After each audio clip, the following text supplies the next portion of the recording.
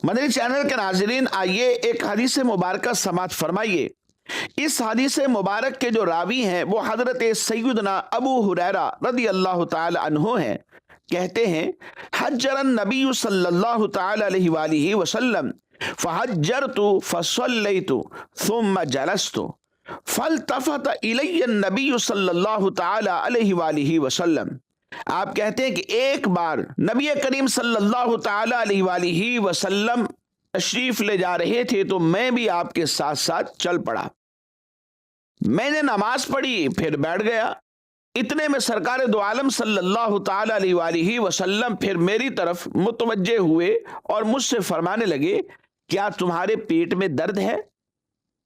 तो हजरत सैयदना अबू हुरैरा रदी अल्लाह ताला अन्हु कहते हैं कि मैंने कहा, नाम या रसूल अल्लाह सल्लल्लाहु ताला अलैहि वसल्लम, जी हाँ ए अल्लाह के नबी सल्लल्लाहु ताला अलैहि वसल्लम, मेरे पेट में दर्द है। तो आक़ा दो आलम सल्लल्लाहु अलैहि वसल्लम ने उसका इलाज इरशाद फरमाया। फरमाने लगे कि खड़े हो जाओ और खड़े होकर नमाज अदा करो, क्योंकि नमाज में शिफा है। जी हाँ मदनी चैनल के नाज़रीन, नमाज बीमारियों में शिफा देती है। नमाज दिल, मैदा और आंतों वगैरह के मर्ज में उलमा ने लिखा कि शिफा देती है। नमाज दर्द व गम का जो एहसास है या तो भुला देती है या फिर कम कर देती है। नमाज में बेहतरीन वर्जिश है कि इसके क़याम में, रुकू में और सजदे वगैरह से बदन के अक्सर जोड़ हरकत करते रहते हैं। नज़ला जुकाम के मरीज के लिए तवील यानी लंबा सजदा निहायत मुफीद साबित होता है। सजदे से बंद नाक खुल जाती है। आंतों में जमा होने वाले गैर जरूरी मवाद को हरकत देकर निकालने में सजदा काफी मददगार साबित होता है। नमाज से जहन साफ होता है और गुस्से की जो आग है वो बुझ जाती है।